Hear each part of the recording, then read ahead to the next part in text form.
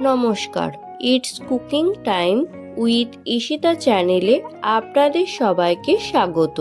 শীতকাল চলে এসেছে, তাই আমাদের এখন নানান ধরনের সবজির পরোটা খেতে ভালো লাগে। আর সকাল সকাল যদি এই রকম গরম মুচমুচে পুড়ে ভরা বাঁধাকপির পরোটা পাওয়া যায় তাহলে দারুণ লাগে। তাই আজ আমার রেসিপি বাঁধাকপির পরোটা। তাহলে দেখে নেওয়া যাক আজকের রেসিপিটি। সবার প্রথমে একটি বড় পাত্রে 500 গ্রাম ময়দা নিয়েছি। আপনারা চাইলে আটা ময়দা মিশিয়ে নিতে পারেন। এতে দিলাম 1 চামচ লবণ। লবণের পরিমাণ আপনারা আপনাদের স্বাদ মতন দেবেন। দিলাম 1 চামচ জোয়ান। জোয়ান দেওয়ার সময় হাতে করে এইভাবে ক্রাশ করে দেবেন। সমস্ত শুকনো উপকরণ ময়দার সাথে মাখিয়ে নিলাম। দিলাম ময়ানের জন্য রিফাইন্ড অয়েল। আপনারা চাইলে গাওয়া ঘি দিতে পারেন। সাদা তেল ময়দার সাথে খুব ভালো করে মাখিয়ে নিলাম। দেখুন, ময়ানের পরিমাণ এই রকম হয়েছে। অল্প অল্প জল দিয়ে ডো বানিয়ে নেব। নর্মাল পরোটার ডো যেমন হয় সেই রকম ডো বানিয়ে নেব।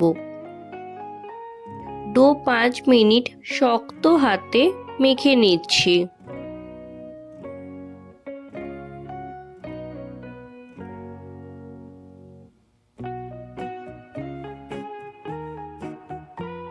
পাঁচ মিনিট পর ডোয়ের গায়ে সাদা তেল এইভাবে মাখিয়ে নিলাম।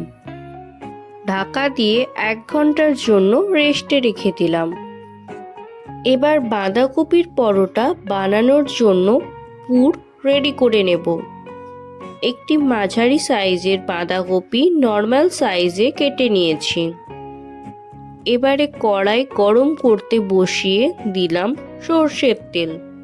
তেল ভালো মতন গরম হয়ে গেলে কড়াইতে দিলাম 1 চামচ গোটা সাজিরে, 1 চামচ আদা গুঁড়ো।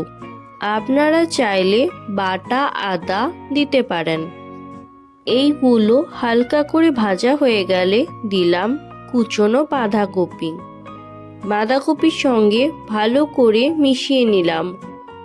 প্রথম থেকে গ্যাসের ফ্লেম লো রাখতে হবে। দিলাম 2 চামচ গুঁড়ো করা ধনে এবং জিরে। গুঁড়ো মশলা ভালো করে বাঁধাকপির সঙ্গে মাখিয়ে নিলাম। এবারে দিলাম গুঁড়ো হলুদ, শুকনো লঙ্কার গুঁড়ো। আপনারা চাইলে কাঁচা লঙ্কা বাটা দিতে পারেন। 1 চামচ আমচুর পাউডার। সমস্ত মশলা ভালো করে মিশিয়ে নিলাম। যখন এই রকম বাঁধাকপি ভাজা হয়ে যাবে তখন দিলাম 1 চামচ কুচনো নারকেল। এটি সম্পূর্ণ অপশনাল, আপনারা নাও দিতে পারেন। 1 চামচ কুচনো কাঁচা লঙ্কা, 1 চামচ ধনেপাতা। আপনারা নিশ্চয়ই লক্ষ্য করেছেন আমি কিন্তু এখনো লবণ ব্যবহার করিনি, কারণ লবণ পরে দেব। এবার সমস্ত কিছু মিশিয়ে ওভেন অফ করে দিলাম। পুরোপুরি বাঁধাকপি ঠান্ডা হয়ে গেলে স্বাদ মতন লবণ দিলাম। পরোটার জন্য যে ডোটা রেস্টে রেখেছিলাম সেই ডো শক্ত হাতে ভালো করে মেখে নিচ্ছি। দেখুন ডো কতটা সফট হয়েছে। ডো থেকে এই রকম বড় সাইজের লেচি কেটে নিয়েছি। এবার লেচি বড় করে রুটির আকারে বেলে নিলাম। ভিডিওটি ভালো লাগলে একটি লাইক কমেন্ট এবং অসংখ্য শেয়ার করবেন। আর যারা এখনো পর্যন্ত চ্যানেলটিকে সাবস্ক্রাইব করেননি তারা অবশ্যই চ্যানেলটিকে সাবস্ক্রাইব করে দেবেন। বেলে দেওয়া রুটির মধ্যে বাঁধাকপির পুর এইভাবে দিয়ে দিচ্ছি। পরোটা মুড়ে নেব। এইভাবে একদিক থেকে এনে মুড়ে নিচ্ছি।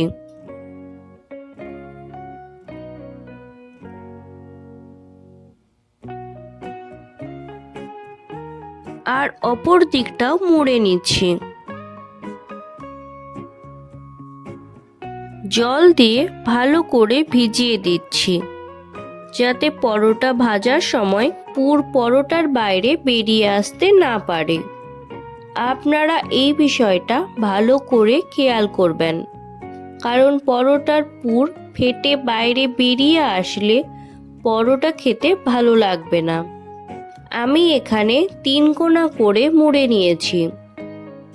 আপনারা নিজেদের পছন্দ মতন মুড়ে নেবেন। পরোটা ভাজার জন্য কড়াইতে রিফাইন্ড অয়েল দিলাম। তেল গরম হয়ে গেলে পরোটা তেলের মধ্যেই দিয়ে দিলাম। এক পিঠ ভাজা হয়ে গেলে উল্টে অপর পিঠটা ভেজে নেব। পরোটা উল্টানোর সময় সাবধানে উল্টে নিতে হবে, না হলে পরোটা ভেঙে যেতে পারে। ভাজা পরোটা তেল ঝরিয়ে তুলে নিলাম।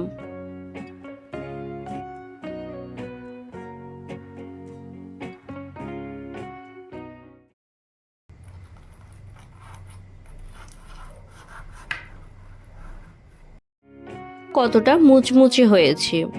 পরোটা তো আপনারা অনেক রকম ট্রাই করেছেন, তবে শীতকালে এই পুরে ভরা বাঁধাকপির পরোটা ট্রাই করে দেখতে পারেন। খেয়ে কিন্তু সকলেই প্রশংসা করবে আর বারবার খেতে চাইবে। পুর ভরা বাঁধাকপির পরোটা আপনারা এমনি পরিবেশন করতে পারেন, বা চাইলে টক দই, চাটনি, আবার আচারের সঙ্গেও পরিবেশন করতে পারেন। তাহলে আজ এখানেই বিদায় নিচ্ছি। দেখা হবে অন্য একটি ভিডিওতে। ভালো থাকবেন। ভিডিওটি সম্পূর্ণ দেখার জন্য ধন্যবাদ।